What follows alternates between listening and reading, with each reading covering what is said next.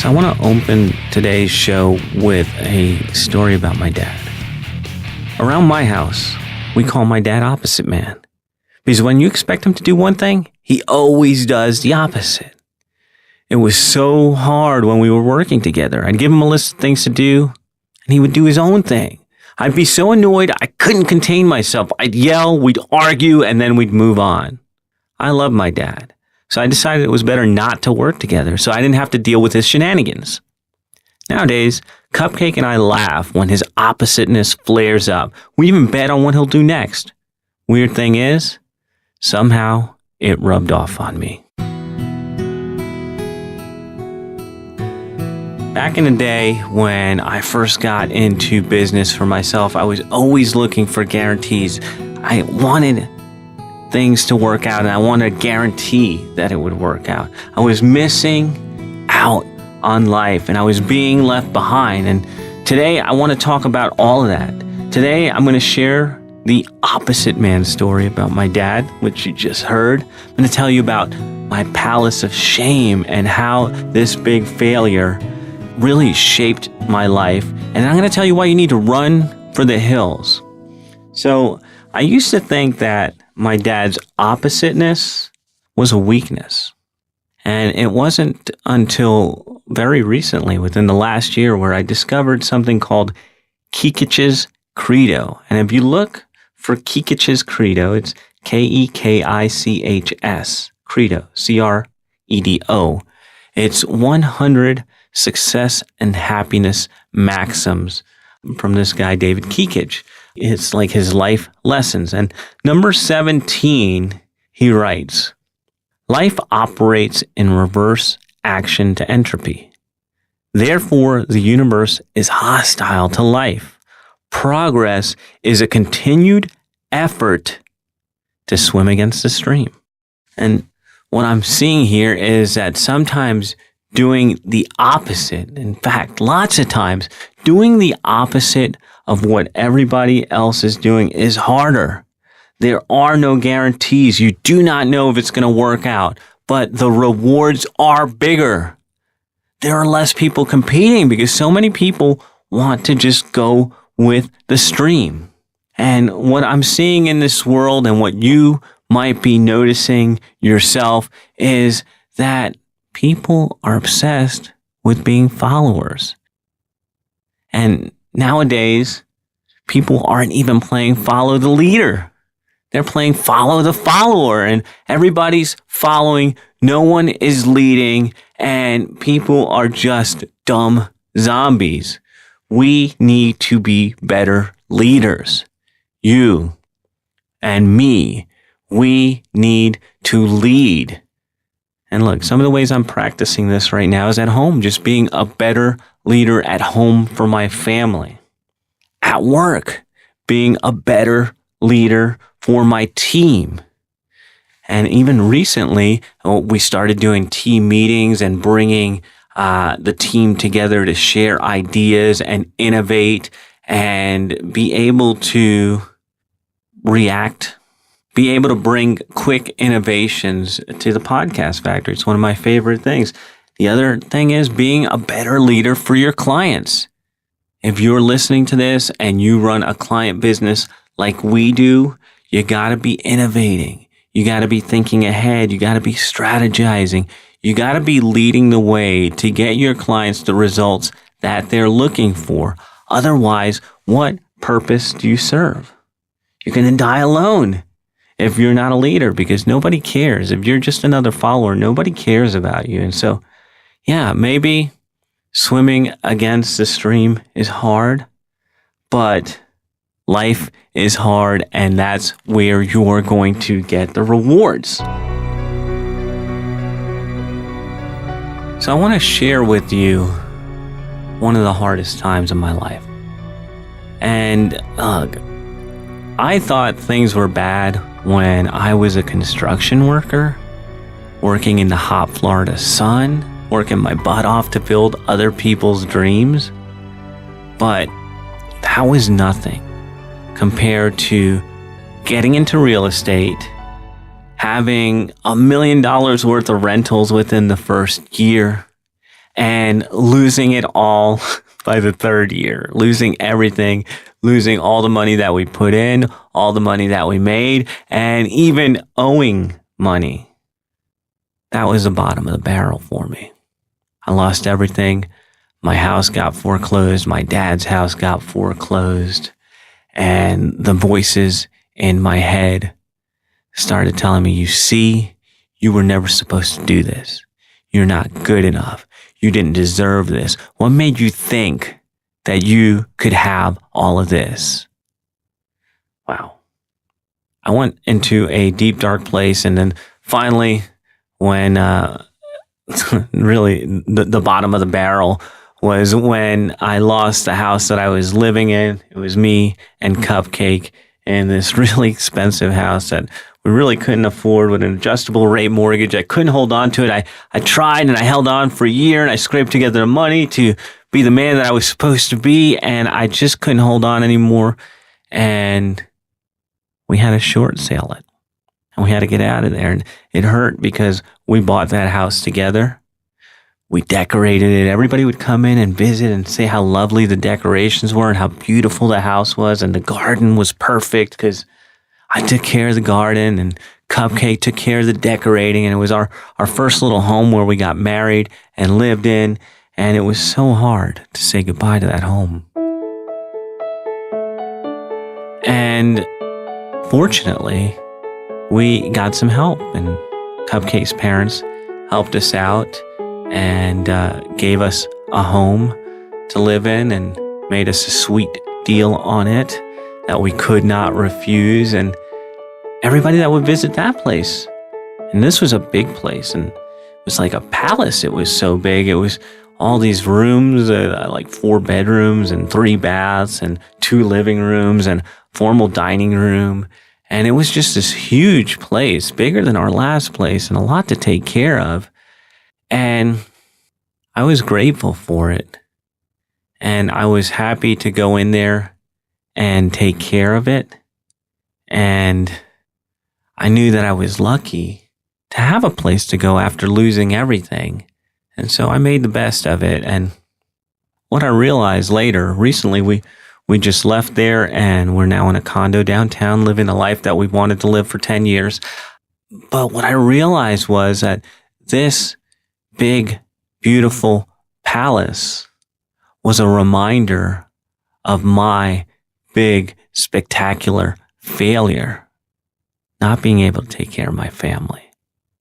Not being able to keep the roof over our head when I lost everything. And every day I woke up and took care of this place. It was really a shrine to my failure, and I didn't realize it till we moved out. I just didn't get it because I was too close to it, and we all do this. Yeah, I know you were getting into that, but what kind of marketer would I be if I didn't make you an offer? So check this out. How would you like to spend more time with your family and less time on your business? Before anyone chooses to do business with you, they need to know one thing. Can I trust you? But building trust can take forever, and I know you don't have that kind of time. But what if there was a way to build trust in minutes instead of years? Would you want it? I know you would. So go grab yourself a copy of my Digital Daddies Toolkit. Inside, you'll get my top 3 speed influence tools to make you a trusted expert in any market fast. Go to daddiesworking.com/DDT to grab your copy today.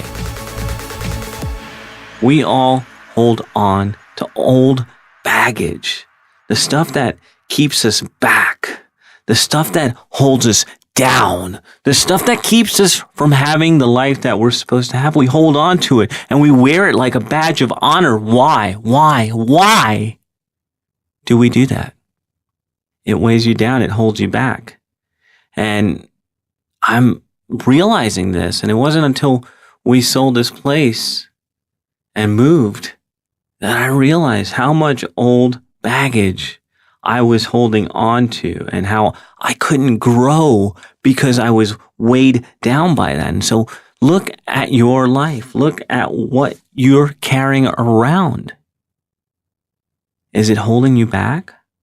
or is it moving you forward? And so I spent many years being held back, but now that I realize that, I've held on to a lot of that old baggage, a lot of old failures, or a lot of losses, and I just kept them with me. Now I'm starting to shed them.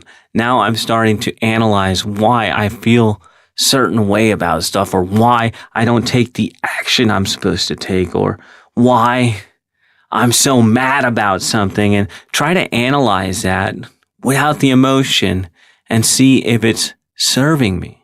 And so maybe you're living in your own palace of shame, and I'm going to tell you, it's time to take a look, reflect, and see why you're carrying that around, and see if it's serving you. Because if it's not, you have to get rid of it. You have to put it behind you, and you have to move on, or you'll never be the person that you're supposed to be. All right, so I want to pick up on the opposite man story from earlier, where I said the weird thing is somehow it rubbed off on me. So here's what I mean. I've seen more and more gurus jump into the print newsletter business. Everyone has a paid print subscription newsletter, which is exactly why I did the opposite. I killed my Podcast Mogul newsletter months ago and started working on books instead. And not just Kindle books like everyone else. Actual paper and ink books you have to buy. You have to wait for them to be delivered, and you have to hold them in your hand to read them. Yeah, this is another example of going opposite, going against the stream, zigging when they zag. Look, a lot of people in the marketing game have jumped into print newsletters, and this is old stuff, old school direct response marketing. And when I saw this happening, when I saw more and more people doing this, I thought, maybe I should be doing something else. And that's exactly why I got out of newsletters. And in fact, the whole palace of shame, we noticed that everybody else that we knew, like everybody we knew, was buying houses. And we're like, maybe we should sell ours. And it took a little bit of convincing, because Cupcake was like, nah, we're not selling our house. Forget that. Then when the idea of moving downtown came up, she was like, oh, maybe we could sell our house and move downtown. That sounds great. Everybody else is zigging, we're zagging. So they're all buying houses, we'll sell ours. You people want to buy houses, here's a house to buy. It's just a way to stay ahead of the game, or just to do something different, or just to stand out. So look, getting out of the newsletter game and getting into books was one of those zigzag decisions. Everybody's doing one thing, we got to do the other. And we're living in a world of distractions. There's bright, shiny objects everywhere. And the whole point to these bright, shiny objects is to trigger that weird part of your brain that comes from back in the day when there were saber-toothed tigers chasing you. You had to be quite aware of anything moving, anything new, so you could run. So you could run for the hills if they were coming for you. But we don't really have saber-toothed tigers chasing us anymore. And that part of the brain is still functioning like we do. And so it makes it very easy for you to get distracted, for you to get off track, for you to lose focus. And once you lose focus, there's no hope for you, because you're just a scared little mouse letting the world dictate what's going to happen. Look, this is in business. This is in life. This is everywhere. If you're reacting to the world, if you're doing what everyone else is doing, you're probably getting left behind. The solution is simple, and it's what we've been talking about in this whole episode. It's about going against the trend, going against the grain, swimming against the stream, and doing the hard work that other people are not willing to do, that they're afraid to do, that they can't do. You don't have to be scared to be different. You don't have to be scared to be left out or left behind. If you're the one setting the trends, then your people are going to follow you there. So that's what I've got for you today. We talked about opposite man, swimming against the stream, being a leader instead of how most people are following the follower. You need to be the leader in your market so you can stay ahead. We talked about the palace of shame and how your old baggage could be holding you back, and you need to be aware of that. You need to be alert, and you need to be able to sever your ties with that old baggage that's keeping you back. And then I told you why you don't need to be worried about saber-toothed tigers anymore. You don't need to be looking around like something's going to pounce and you got to run for the hills. You don't have to be afraid to be different or left out or left behind when you are leading the pack. So that is everything I have for you today. I will be back inside your brain via your AirPods, via your ear holes next time. This is thepodcastfactory.com.